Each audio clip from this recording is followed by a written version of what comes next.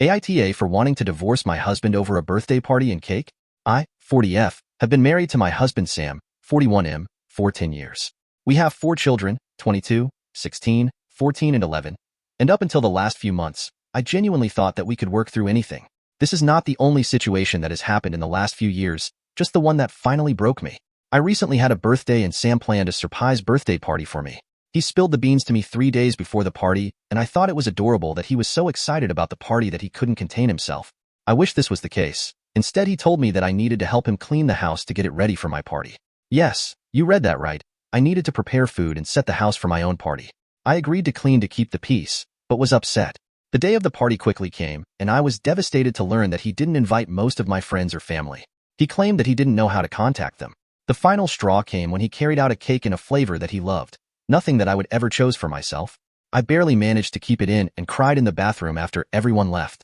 I feel like an afterthought and hated listening to everyone compliment him for throwing me a party. I work 2 jobs, take care of the kids, do all of the meal planning, grocery shopping, and most of the housework. I am exhausted and just wanted to feel appreciated for a day. AITA for considering divorce because I feel he doesn't care?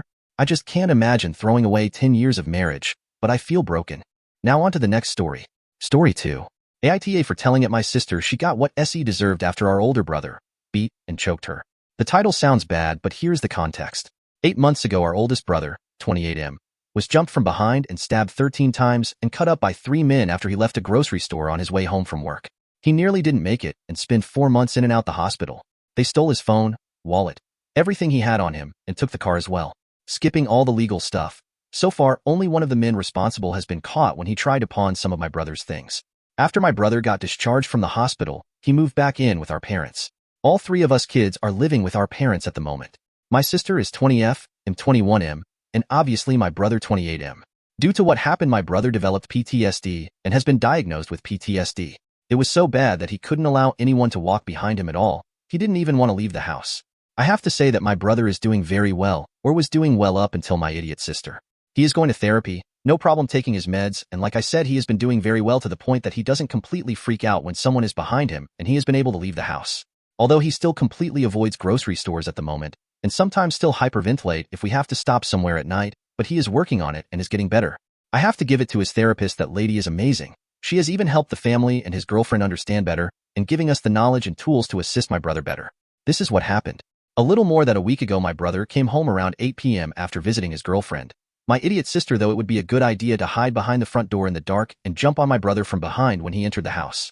I didn't witness everything, and I have pieced everything together from what I did see and what I was told. My brother freaked out and slammed my sister against the wall, choking her, and punched her repeatedly. I don't know how many times he punched her, but my sister has a broken nose, busted eye socket, swollen face, and some brushed ribs. All we hear that night was screaming, and me and our dad running downstairs seeing my brother having my sister against the wall choking her. I only saw 2 punches out of all the punches. It took me and my dad to restrain my brother and get him to calm down. My sister is currently looking like a red balloon. She was taken to the hospital, nothing more serious other than the injuries said above. I don't know if there will be any legal troubles for my brother, but nothing has happened so far. We all gave our statements. Even my brother, but he doesn't remember much. He remembers walking into the house and then blank. According to one of the police officers, they don't believe charges will be filed but will be in touch. My brother has been holed up in his room since last week after the incident, only leaving for necessities. All the progress he has made over the last couple of months seems to just be completely gone. He is basically the same as he was the day he left the hospital. I overheard my sister in our living room this morning on the phone. I don't know who she was talking to, but all I could hear from my sister is her complaining about being hurt.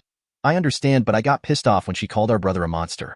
That is when I told her she got what she deserved, and she should be glad that we were there to actually help, because things could have been a lot worse because of her idiocy. She caused her own pain. She caused our brother to relive something that almost took his life, and she is complaining and calling him a monster. I told her the only monster I see was her for even thinking that what she did to our brother after she knows what he went through is okay to do, and then actually do it. I just shouted she should not expect any sympathy from anyone in the family after the shit she pulled, and she is lucky our parents haven't kicked her ass out of the yet. My sister just went to her room and has been in her room the whole day. I can occasionally hear crying through the wall between our rooms. My parents are pissed at me and called me an asshole for blowing up on my sister. They already had the conversation with her and I should have stayed out of it. My sister was just blowing off steam with one of her friends over what happened, and I had no right to say anything I did to her. Edit. Before someone calls my brother abusive again. Before all this happened, he was a kind, caring person, always a smile on his face. that has never gotten in a physical fight before outside of a boxing ring. I'm not asking on my brother's actions by mine, but as you want to weigh in on my brother's actions, please ask yourself this question first. You get attacked by 3 men, stabbed 13 times, cut up and beat from behind, and then have someone jump on you from behind not even a year later, and see how you would react in that situation. I don't know what went through his head at that moment, but I can tell you it wasn't "Ooh, my sister is jumping" one as a fucking joke. It was something like, "I'm getting attacked again. I have to protect myself." Thank you everyone who subscribed me and like my videos.